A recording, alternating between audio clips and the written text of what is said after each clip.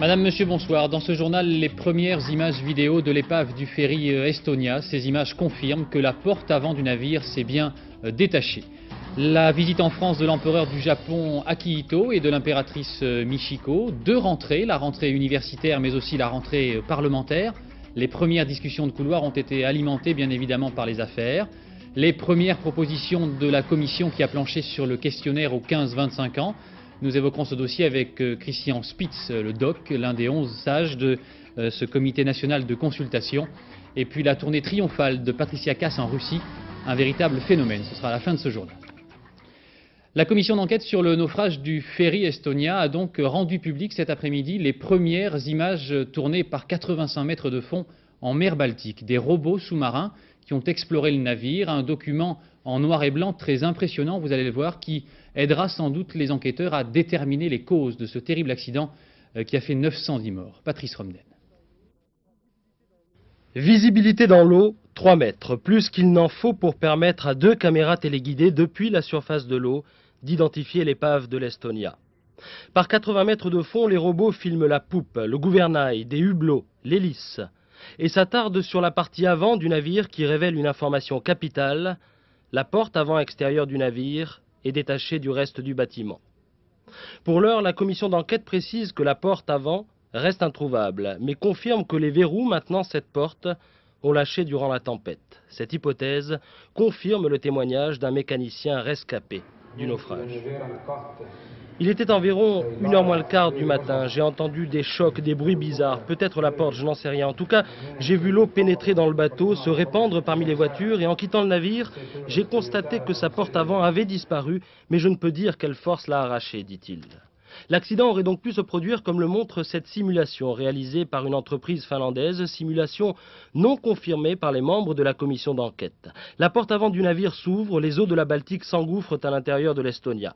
Le bateau est déséquilibré, la mer, agitée, le fait pencher 20 puis 30 degrés. Enfin, l'Estonia se couche sur l'eau et disparaît par 80 mètres de fond avant de s'immobiliser sur le flanc droit avec la majorité de ses passagers. Combien de prisonniers à l'intérieur? Mystère. Ce secret reste à jamais la propriété de l'Estonia, autour duquel les caméras robots ont décelé quelques canaux de sauvetage dépliés à la hâte, dépliés trop tard.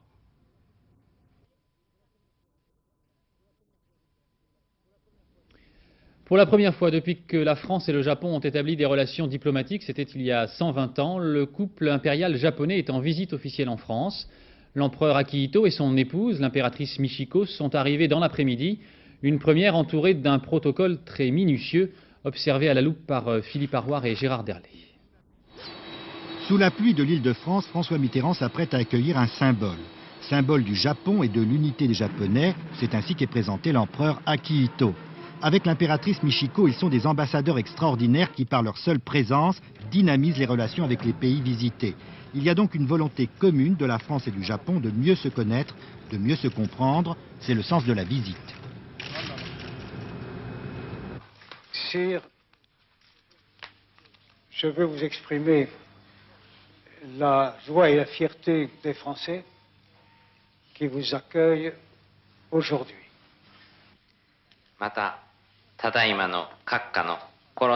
L'empereur ne parle pas politique, il se contente de dire son plaisir d'être en France. Devant l'Élysée, on se presse pour l'apercevoir, touriste japonais au premier rang.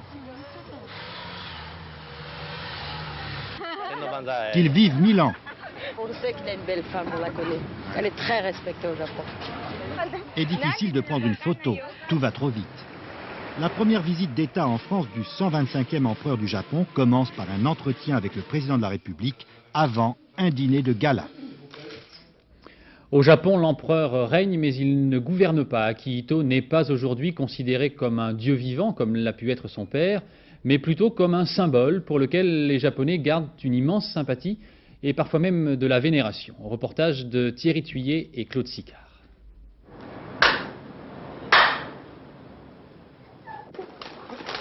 Un symbole de paix au sanctuaire de Yakusuni, entièrement voué aux soldats japonais tombés lors de la Deuxième Guerre mondiale.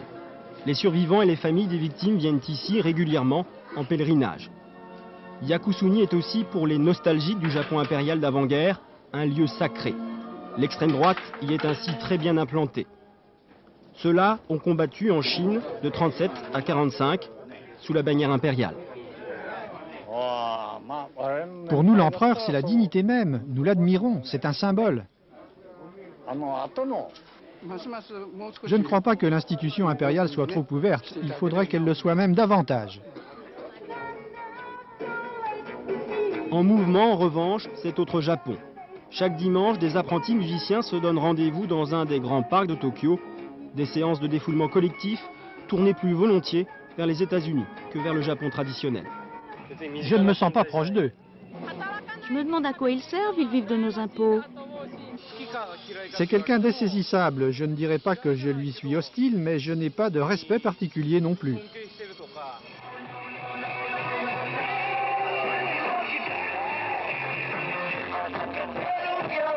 Le Japon est aujourd'hui plus préoccupé par la santé de son économie que par un retour sur son passé. Loin des préoccupations quotidiennes, l'empereur n'est pourtant pas un sujet de débat. Personne ne songe ainsi à remettre en question le règne d'Akihito, comme si le Japon du XXe siècle risquait, en perdant l'institution impériale, d'y laisser un peu de son âme. Avec nous sur ce plateau, monsieur Isomura. Bonsoir monsieur, vous êtes l'ancien directeur général de la NHK, la télévision japonaise. Vous allez assister dans quelques minutes au dîner de gala qui est donné... Pardonnez-moi d'être un avis comme ça. Mais c'est tout à fait agréable. Oui. On vient de voir dans le reportage certains jeunes japonais disant qu'il manquait de respect finalement pour l'empereur. Ça vous paraît être une évolution sensible dans votre société, la société japonaise? Oui, en temps normal, vous savez, pour nous, même pour les jeunes, l'empereur est un symbole, donc un symbole présuppose déjà quelques transcendances, n'est-ce pas? Et donc c'est une présence lointaine, mais par exemple à l'agonie de l'ex-empereur défunt, tout le monde a aperçu que l'empereur c'est comme une sorte de l'air pur qu'on respire. Lorsqu'on manque, on aperçoit tout de suite, c'est une chose indispensable pour nous. Alors pour avoir des points de repère sur le plan européen, vous connaissez très bien l'Europe, est-ce qu'on peut assimiler le rôle de l'empereur du Japon dans son pays au rôle de la reine d'Angleterre par exemple? Évidemment, pour le moment, la famille royale en Grande-Bretagne n'est pas un modèle, c'est le moins qu'on puisse dire. Mais je crois on a beaucoup apprécié, je crois, le système anglais qui est un système de la famille royale assez ouvert. Mais je ne crois pas que le Japon va suivre ce chemin. Il y aura naturellement beaucoup plus de transparence, beaucoup plus d'ouverture, mais il y aura quand même une limite. Et c'est ce qu'on appelle le rideau de chrysanthème. Ce n'est pas le rideau de fer, mais quand même, il y aurait un rideau. Vous pensez que la famille impériale va rester entourée de cette espèce de mystère? Un tout petit peu, oui. Selon l'expression de philosophe, vous savez, le tenno, l'empereur, reste comme le noyau du néant, selon Roland Barthes, ou bien comment dirais-je, le symbole du néant absolu, entre guillemets. Merci beaucoup pour votre témoignage et bonne réception donc à l'Élysée. Merci beaucoup. Merci. En France, le comité chargé d'examiner les attentes des 15-25 ans vient de remettre son premier rapport à Édouard Balladur. 57 propositions censées répondre aux préoccupations des jeunes avec deux grands axes, la citoyenneté et l'emploi. Chantal Quimerlin et Franck Brisset. Le gouvernement était au grand complet lorsque le comité de consultation a remis son rapport au Premier ministre. On peut imaginer que la première proposition fut bien accueillie par les hommes politiques. En effet, 2/3 des jeunes interrogés ont montré un fort désir d'engagement politique. Il est proposé d'abaisser à 16 ans le droit de vote aux élections municipales. Les partis politiques devraient favoriser l'accès des jeunes aux conseils municipaux dès 18 ans. On ne veut plus de service militaire dans sa forme actuelle. On aimerait avoir le choix entre un service civil ou un service militaire réduit à 6 mois. C'est d'une part, bien entendu, l'épanouissement personnel des élèves et leur préparation à la vie sociale. On attend donc vivement de voir aussi une meilleure organisation de la journée scolaire et de l'après-midi libéré. On attend que les villes proposent des réductions sur les transports et une carte jeune généralisée pour les sports, les loisirs et la culture. Pour l'emploi, le comité propose que les entreprises soient obligées de fournir des stages de formation aux jeunes ou qu'elles leur organisent du tutorat, du parrainage ou du compagnonnage. Enfin, le comité de consultation des jeunes propose la création d'un ministère d'État de la jeunesse bien distinct du secrétariat d'État de la jeunesse et au sport qui existe actuellement. À toutes ces propositions, le Premier ministre devra répondre avant la fin octobre. 1 600 000 jeunes avaient répondu sur les 8 millions de questionnaires envoyés, le problème étant de savoir si les réponses sont suffisamment nombreuses pour être représentatives. Des démographes et des sociologues jugent déjà la démarche très peu scientifique. Polémique avec Valérie Gagé et Bernie Mériot. Plus d'1,5 million de réponses. A priori, le chiffre semble énorme. En réalité, 8 millions de personnes âgées de 15 à 25 ans étaient concernées par le questionnaire Balladur. Moins d'1 jeune sur 5 a donc jugé utile d'y répondre. Dès son lancement en juillet dernier, la consultation est critiquée. Des sociologues, des statisticiens et des démographes estiment qu'il s'agit plus d'une opération politique que d'une enquête fiable. On peut exprimer quelques doutes sur la représentativité de l'échantillon. Il n'y a pas vraiment de contrôle de l'échantillon, pas de plan de sondage, donc on ne sait pas très bien qui a répondu, qui n'a pas répondu à ce questionnaire. Et peut-être les jeunes, d'ailleurs, les moins bien formés, sont ceux qui ont le moins bien répondu à ce questionnaire, ce qui est embêtant, parce que ce sont eux qui posent le plus de problèmes à la société française. Ceci dit, si malgré tout on accorde foi aux résultats, finalement on constate des choses assez banales, qu'on connaissait déjà. Même inquiétude chez certains lycéens. Ils parlent de démagogie, de questions simplistes et craignent que le dépouillement des formulaires renvoyés ne permette pas d'apporter de vraies solutions. Les jeunes ont besoin de dialoguer et c'est dommage que ce questionnaire leur laisse si peu de place pour s'exprimer eux-mêmes, donner leurs propres revendications, parce qu'à travers ce questionnaire, ce n'est pas leurs revendications qui apparaissent, ce sont juste des simples affirmations et c'est Édouard Balladur, c'est le comité de consultation des jeunes qui va donner ces quelques propositions, ce ne sera en aucun cas les propositions des jeunes. À toutes ces critiques, le gouvernement a déjà répondu. Selon lui, cette consultation n'est ni un sondage ni une enquête sociologique, simplement un instrument de dialogue direct avec les jeunes. Christian Spitz, bonsoir. Vous êtes l'un des 11 sages donc, de ce comité national sur la consultation des jeunes, ou 11 membres, disons, si vous voulez. Je vous voyais soupirer pendant le reportage. Vous jugez, vous, que ce qui a été fait est suffisamment représentatif ? Totalement. Je suis un peu étonné que quelquefois les gens comme ça concluent un peu trop rapidement. Car en fait, ils jugent sur des réponses uniquement. Alors je voulais rappeler simplement ce qu'était la consultation, ce qui a été dit un petit peu de part et d'autre, qui ne s'arrête pas à un simple questionnaire. Car je souriais, oui bien sûr je souriais, car j'ai passé mon été effectivement à rencontrer des jeunes dans les rencontres locales, à rencontrer aussi des associations et à prendre en compte leurs préoccupations. Donc je crois que cette consultation en plus s'inscrit dans la continuité. Ce n'est pas un fait précis maintenant. Voilà, on va faire des propositions. Les propositions peuvent éventuellement évoluer. Un certain nombre sont tout à fait originales. Quant à la représentativité, je crois qu'il faut un petit peu dépasser cela. Là, on est c'est important quand même. Hein, parce oui, que... non, mais dépasser cela, je veux dire, quand les gens qui s'expriment, qui sont des gens censés, sérieux, qui ont, comme on dit, pignon sur rue, concluent un peu vite. Et je suis bien étonné. Je pense qu'ils devraient être un petit peu plus prudents. En ce qui concerne la cohérence et la représentativité, nous avons fait un réel travail, et je suis désolé, ce travail a été tout à fait scientifique. Et la cohérence entre les réponses individuelles ouvertes et fermées permet de conclure qu'effectivement, a permis de retrouver les différentes classes, celles que l'on trouve dans les sondages, classes d'âge, niveau socio-culturel et catégories sociales. Et puis il y a une chose, quand même, qui a été dite par ce monsieur, dont je viens d'oublier le nom, j'en suis désolé, mais qui vient de dire, finalement, c'est pas représentatif, mais on le savait déjà. Alors c'est quand même bizarre de dire des choses comme ça, c'est pas très sérieux. D'autre part, un autre sociologue a dit, il s'agit d'un tas de papier.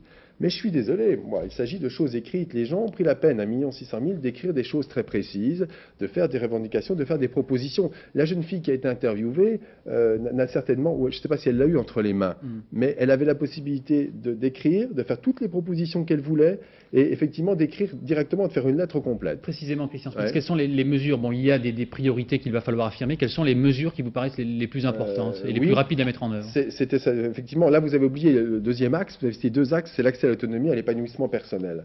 Je crois qu'une des préoccupations principales des jeunes, effectivement, est le monde du travail et le problème scolaire, notamment l'inadaptation des rythmes scolaires, le travail scolaire un peu trop important. Donc, il y a dans ces propositions une redéfinition des rythmes scolaires de manière à avoir un apprentissage théorique qui soit un peu moins important et effectivement de revoir la journée scolaire et notamment les rythmes scolaires et l'après-midi seraient consacrés à des activités qui soient moins théoriques, d'apprentissage tout à fait pratiques.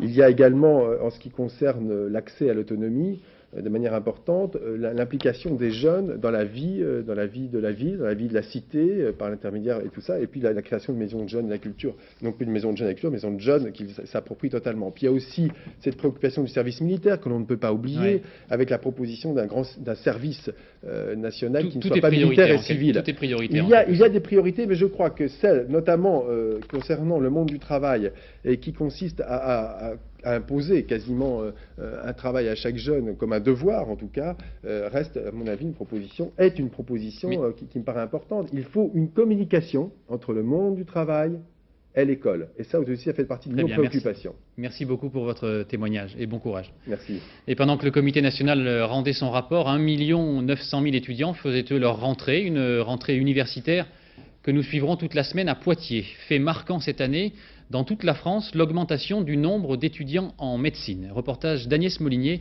et Patrick Deschmecker. 500 petits nouveaux ont fait aujourd'hui à Poitiers leur rentrée en fac de médecine. 500, c'est beaucoup. C'est 25% de plus que l'an dernier. Pour faire face à cet afflux d'étudiants, un deuxième amphithéâtre a même été ouvert. En ces temps de crise, les jeunes sont inquiets. Il leur faut des valeurs sûres et les études de médecine en font partie. Plus on fait d'études, plus on attend pour être dans la vie active, donc peut-être que ça sécurise. On se dit qu'il vaut mieux sacrifier 10 ans de sa vie pour avoir une situation, plutôt que faire 2 ans d'études et puis se retrouver à la porte sans pouvoir rien faire, quoi. Mais la sélection sera terrible. Il n'y aura que 66 places en deuxième année pour 500 étudiants, c'est peu. C'est bouché un peu partout, donc qu'on fasse prépa ou droit, c'est la même chose, donc médecine, pourquoi pas, puisque comme ça nous intéresse. Les études de médecine, maintenant, durent 10 ans à peu près, et que dans 10 ans, le nombre de médecins aura beaucoup diminué en France, car les médecins actuels vont commencer à prendre leur retraite dans les 10 ans qui viennent, si bien que c'est une profession qui va être à nouveau ouverte au point de vue emploi. Un optimisme qui n'est pas forcément partagé par l'ensemble de la profession. Martine Bataille, médecin généraliste, est installée à Poitiers depuis 8 ans. Elle estime qu'à cause du nombre de confrères, il est difficile de se faire une clientèle, surtout en ville. Mais elle comprend que son métier puisse faire des envieux. Je comprends très bien qu'en période de crise, les jeunes aient envie de faire ce métier, parce que c'est quand même un métier formidable, c'est un métier qui a une finalité. C'est pour ça que je fais médecine, et donc je comprends que certains aient envie d'épouser la médecine. Martine Bataille ne veut pas que son métier soit un miroir aux alouettes. Mais déjà, pour beaucoup de jeunes aujourd'hui, être médecin c'est un rêve. Le rêve d'avoir un travail sûr, un jour. Une autre rentrée aujourd'hui, celle des députés, placés sans doute sous le signe des affaires. La corruption a alimenté toutes les discussions de couloir à l'Assemblée nationale cet après-midi. Jean-Baptiste Prédali et Véronique Saint-Olive. Ce matin, à l'Assemblée nationale, on faisait le ménage, mais c'est habituel. Un grand nettoyage d'automne prépare toujours la session budgétaire. Cet après-midi, les affaires et la corruption occupaient les conversations. Pour peu, les rituels du protocole en auraient pris un aspect menaçant. Une brève ouverture de session, peu de députés présents, certains sont quand même passés en coup de vent. Et un thème s'est invité à l'ordre du jour, les affaires. Philippe Séguin va proposer au groupe de l'Assemblée une réflexion commune sur le financement des partis. Et sur les principes, il y a comme un début d'accord. Je partage son sentiment et sur la nécessité d'un financement public des partis politiques et sur l'interdiction d'un financement privé. Nous attendons effectivement qu'on débatte de ces problèmes et qu'on essaie de trouver, je dirais, des solutions qui aillent dans le bon sens. Certains approuvent, d'autres sont dans l'œil du cyclone, comme les députés du Parti républicain, plutôt partagés. Il faudra améliorer la législation existante, mais pour autant, il ne faut pas légiférer sous l'empire de la pression, dans la chaleur de l'actualité. Je sens que les Français attendent ça, qu'ils attendent que nous pratiquions une réforme qui soit une réforme radicale et qu'une fois pour toutes, on en finisse avec les problèmes qui sont posés par les relations entre l'argent, la vie politique et les élus. La transparence, toujours et encore. La session du budget est plutôt technique et morne en général. La voilà ranimée. Voilà, et on vient d'apprendre il y a quelques minutes que le parquet de Paris, à la demande du garde des Sceaux, M. Méhaignerie, venait d'ouvrir une information judiciaire contre X pour abus de biens sociaux et recel sur le financement du Parti républicain. Alain Madelin, qui est ministre des Entreprises, mais qui est aussi vice-président du Parti républicain, vient de réagir à cette information sur Europe 1. Écoutez, nul plus que moi ne se réjouit de cette nouvelle qui permettra de faire la vérité sur les financements du Parti républicain. C'est bien la démonstration que la justice fonctionne dans ce pays. Vous remarquerez que je ne suis pas cité d'ailleurs au passage. Voilà, une réaction très brève de M. Madelin. À Valenciennes, une manifestation a rassemblé plus d'1 millier de personnes en hommage au syndicaliste CGT renversé et tué par un chauffard vendredi soir. En tête du cortège, l'épouse et les 3 enfants de Jean-Claude Brassard, mais aussi des élus municipaux et Louis Vianney, le secrétaire général de la CGT. Dans l'actualité économique, une bien mauvaise nouvelle pour la bourse de Paris qui atteint son niveau le plus bas de l'année. L'indice CAC 40 est tombé ce soir à 1852 points. Les actionnaires d'Eurotunnel, qui jusqu'ici n'avaient pas eu beaucoup l'occasion de se réjouir, bénéficient depuis ce matin d'un grand privilège, celui d'emprunter avant Monsieur Tout-le-Monde le tunnel sous la Manche, un bonheur qu'ils sont très nombreux à avoir goûté aujourd'hui. Reportage de Pascal Golomer et Pierre-Laurent Constant. C'est le tour du propriétaire. Enfin, des milliers de propriétaires d'Eurotunnel, tous ceux qui ont acheté des actions. Eux seuls ont le droit depuis ce matin de s'engouffrer dans le shuttle pour 35 minutes d'ivresse sous la mer. 12 000 d'entre eux ont déjà fait leur réservation, dont 10 000 Britanniques, des Britanniques qui étaient aujourd'hui les premiers à vouloir faire la traversée historique. C'est formidable. C'est un très bon service. Mais les rames étaient loin d'être bondées. L'opération, c'est vrai, s'étend jusqu'au 15 novembre. La foule des grands jours, c'est pour plus tard. La foule, on l'attend toujours du côté des poids lourds, où le trafic a du mal à décoller depuis l'ouverture de la liaison il y a 3 mois. Pas de quoi inquiéter pourtant des petits actionnaires, confiants sur le cours de leur action. Cela descend pour l'instant, mais je pense que dans quelques années, cela va remonter. Lorsque j'ai acheté ces actions, il y a quelques années, c'était pour mes petits-enfants. Et ce sont mes petits-enfants qui feront des bénéfices. Bon, ça va remonter, hein. Ça va remonter, de toute façon. Excellent, excellent. Nous avons toujours investi pour l'avenir. Pas d'ouverture au grand public, en tout cas, tant que le certificat de la Commission intergouvernementale de sécurité n'aura pas été délivré. Eurotunnel espère offrir au mois de novembre 20 liaisons par jour, soit une capacité de 2400 voitures, à moins d'un nouveau petit retard. Et de l'autre côté du tunnel, ce sont les frasques de la famille royale qui font une fois de plus recette. L'ancien professeur d'équitation de la princesse Diana révèle dans un livre leur liaison amoureuse, un livre qualifié de sale et indigne par Buckingham Palace, mais qui s'est tout de même vendu dès ce matin à 75 000 exemplaires à Londres. Bernard Lebrun. La princesse amoureuse, le livre de toutes les trahisons, comme on pouvait s'y attendre, est déjà un best-seller. 75 000 exemplaires vendus ce matin, en quelques heures. Un très mauvais livre pourtant, écrit à la va-vite, romancé à outrance, de peur de poursuites pénales, mais facilement décodable. Son message est clair. Pour la première fois, après les coups de fil, les photographies, les écoutes téléphoniques, il prouverait enfin que Diana a trompé Charles. Que celle que l'on pensait être une victime ne serait en fait qu'une coupable allumeuse. Tout ce qui s'écrit sur la famille royale est toujours intéressant et très controversé. Alors je l'ai acheté pour savoir ce qui se dit. Je pense que ça ne devrait pas être publié, mais ça c'est mon point de vue. Je pense que si l'amant a accepté de parler, il n'y avait pas de raison de ne pas publier ce livre. L'amant, inélégant, officier certes, mais peu gentleman, s'appelle James Hewitt. Ce n'est pas n'importe qui. Il commandait les Horse Guards de la reine. Il n'est rien d'autre que l'ex-responsable de la sécurité de Buckingham. Amateur de polo, il rencontre Charles sur le gazon, puis Diana. Il devient son professeur d'équitation, puis son amant, après une fiévreuse correspondance. Chassé de l'armée, sans argent, le goujat, comme le qualifie la presse aujourd'hui, aurait accepté de parler contre la rondelette somme de 2,5 milliards de centimes. Je pense que pour Charles, le livre tombe à pic. Il n'a jamais parlé, discuté de son couple. Mais les gens vont s'apercevoir, en lisant ce livre, que Diana n'a pas un caractère facile. Même le Major Hewitt s'en est aperçu et en parle.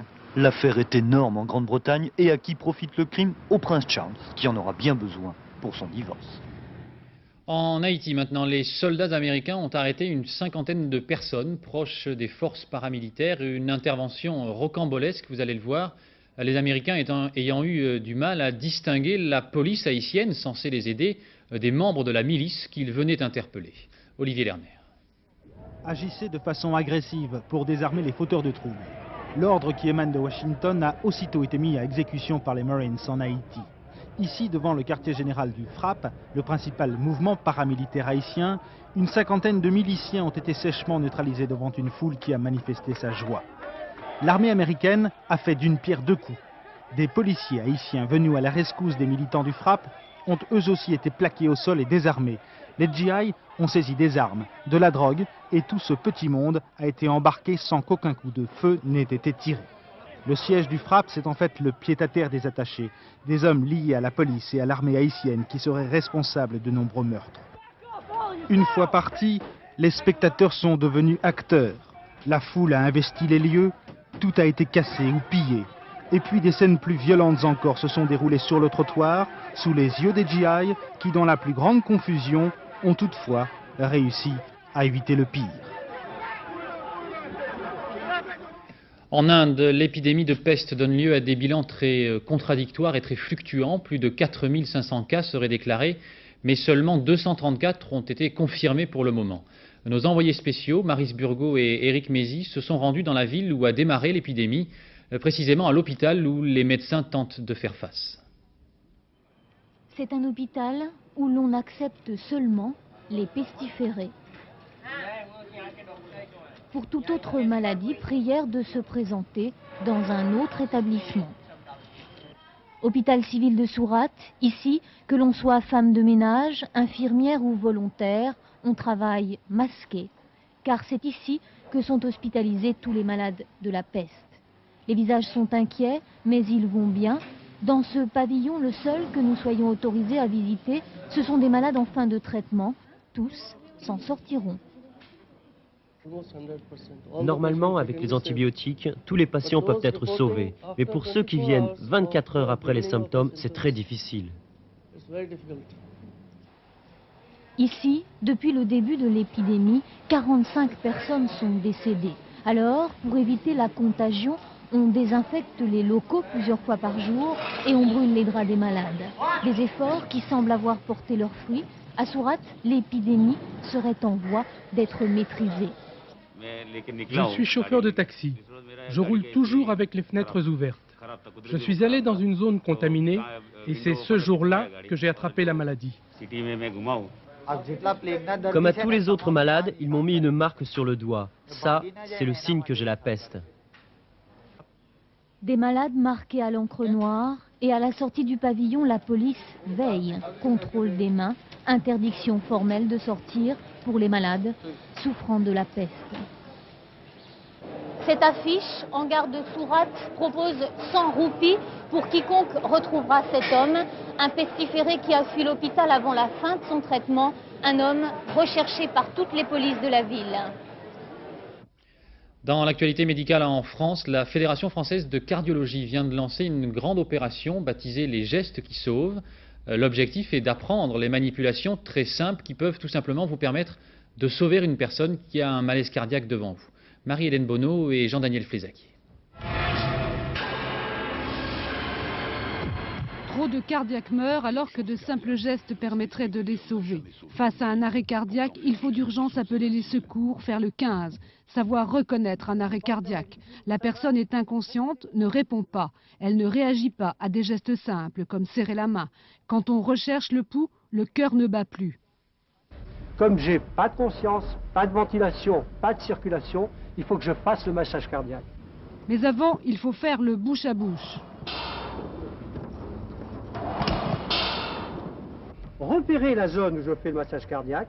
Cette zone se situe légèrement au-dessus de la pointe du sternum. Ces gestes, s'ils sont bien faits, permettent de multiplier de 5 à 10 fois les chances de survie en cas d'arrêt cardiaque.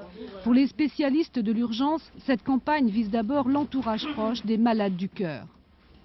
Si la famille réagit, eh bien immédiatement, on peut avoir une intervention beaucoup plus efficace du reste du système. Les journaux américains sont pleins d'histoires vécues où le père a sauvé le fils, où le fils a sauvé le père, et ainsi de suite.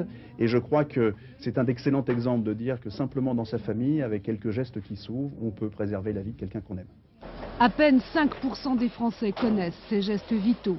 Et pourtant, sur les 40 000 morts subites constatées chaque année, les 3/4 frappent des malades dont on savait qu'ils étaient cardiaques.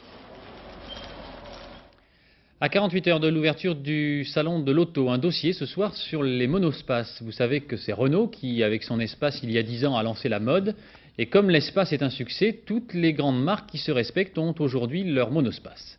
Marie-Pierre Farkas et Daniel Lévy. Comme pour tous les grands spectacles, 48 heures avant l'arrivée du public, ce sont les couturières qui occupent le devant de la scène. Vous savez ce qu'il y a sous cette bâche? Ah non, je ne sais pas. Sous cette bâche, il y a un monstre, une espace avec un moteur de Formule 1, ou comment passer de 0 à 200 km/h en 6 secondes. Elle ne sera jamais sur les routes, c'est juste un prototype anniversaire pour rappeler au monde entier qu'il y a 10 ans, seuls Renault et Matra ont cru à ce projet et osé faire de ce dessin une automobile. La concurrence a mis du temps mais réagit cette année en force. Peugeot, Fiat, Lancia et Citroën débarquent avec un véhicule commun qui change de nom et de calandre au gré des stands. Obicar, une toute jeune marque 100% française, vous présente en avant-première le Passport et son système exclusif d'ouverture des 4 portes coulissantes. Encore plus d'espace, un mot incontournable, même chez les Japonais. Mitsubishi lance le Space Gear et des fauteuils contorsionnistes. La guerre du monospace ne fait que commencer. Car voilà juste pour vous la surprise du salon. C'est le Chiron de Volkswagen. Ses lignes fluides, ses yeux ronds et des prix qu'on dit d'attaque mais qui sont pour le moment top secret.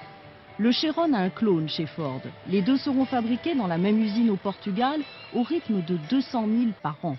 Allez, vous en savez déjà trop, on remet les voiles jusqu'à jeudi et là, on sortira les bons de commande.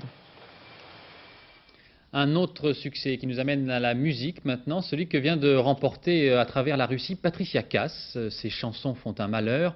Dominique Derda et Jean-François Bernigaud, nos correspondants à Moscou, ont essayé de comprendre pourquoi. Elle a depuis longtemps détrôné Edith Piaf, Mireille Mathieu, Jodassin et Adamo dans le cœur des Russes. Depuis 3 ans, Patricia Kaas n'était pas revenue à Moscou, alors on se presse pour l'admirer.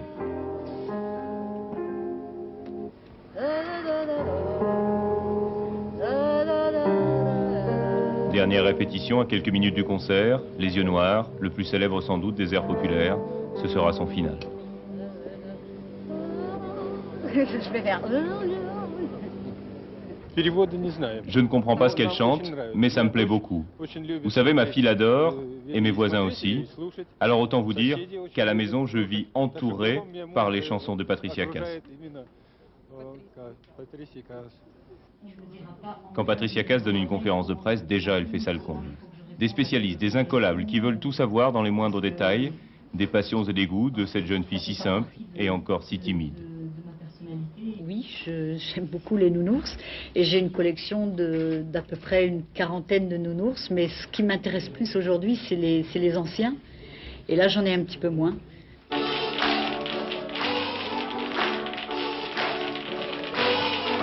Partout, on la reçoit comme une reine, une ambassadrice du talent et du charme. Elle est émue, et ça se voit. Comme au temps passé de l'Union soviétique, seuls les élèves méritants ont le droit d'approcher l'idole, venue, dirait-on, comme d'une autre planète. 3 petits tours, et puis s'en vont. Toutes sirènes hurlantes à travers la capitale, c'est bientôt l'heure du concert. Il y a beaucoup de public, mais comme il y a les flics autour avec les matraques, ils n'osent pas bouger. Il faut dire que question sécurité, les organisateurs en rajoutent un peu. Il ne manque plus que la papa mobile. Moscou est certes une ville dangereuse, mais là, une dizaine de gardes du corps armés jusqu'aux dents et qui ne la lâchent pas d'une semelle, c'est beaucoup. De quoi rendre jaloux le prochain président en visite et lui donner envie de se mettre à la variété.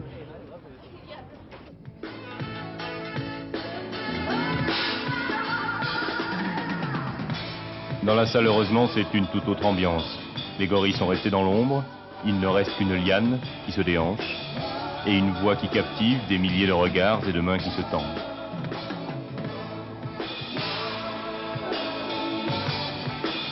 En Russie, Patricia Kaas est en terrain conquis.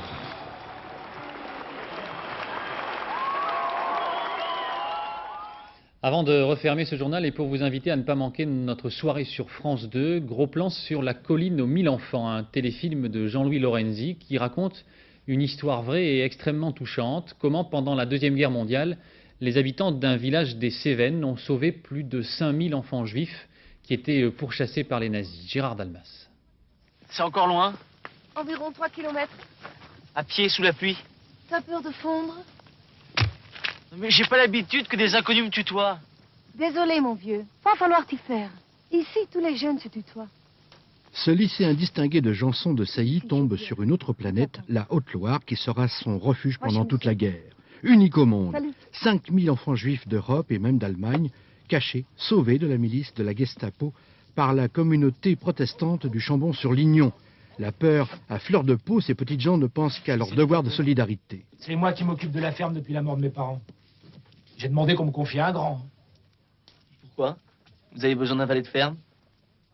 Les gens de la région n'aiment pas beaucoup qu'on parle de cette période. Ils n'aiment pas qu'on les désigne comme étant des héros de cette période. Ils pensent que ce qu'ils ont fait était naturel. Le dévouement des professeurs protestants du collège du Chambon est sans limite.